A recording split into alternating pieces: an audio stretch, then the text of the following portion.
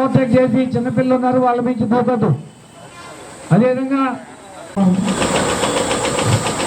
నమోదు కార్యక్రమం మన కుటుంబ వివరాలను స్వయంగా నమోదు చేసుకుని, ఎందుకంటే they can run more than 10 kilometers, all are capable. మిగతా గేమ్స్ తోనే ప్రాబ్లం.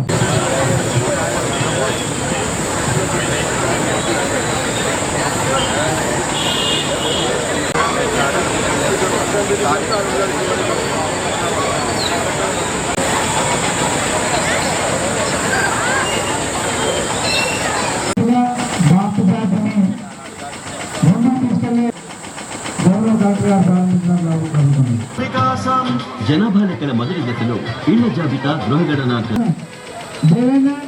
పిల్లల్ని రన్ చేయతాను. చిన్నపిల్లలు ఉన్నారు కనుక వాళ్ళ తొందరపడతారు. నుండి ఫిబ్రవరి 28వ తారీఖు వరకు జరుగుతుంది. ఇక్కడ వచ్చిన వారు ప్రతి ఒక్కరు కూడా ఇప్పటికే కొంచెం నమోదు చేసుకున్న సెల్ఫ్ ఎన్యూమరేషన్ చేసుకున్నారు అనుకుంటున్నాను.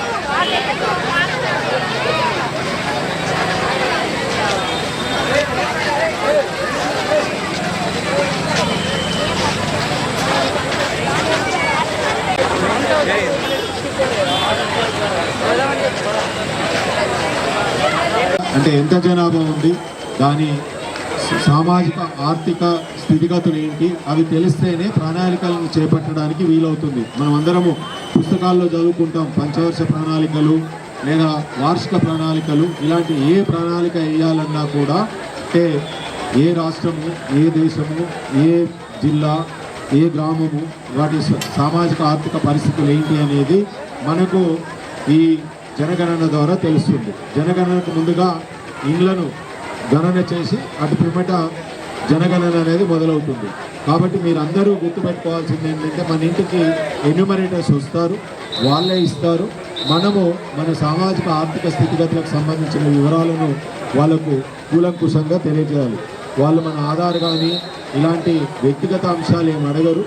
ఇంకోటి, జనగణన ఇచ్చిన ఏ అంశం కూడా మనకు బయటకు వెళ్ళదు. దాన్ని వేరే విషయాలకు ఎలాంటి వాటికి ఉపయోగించుకోరు.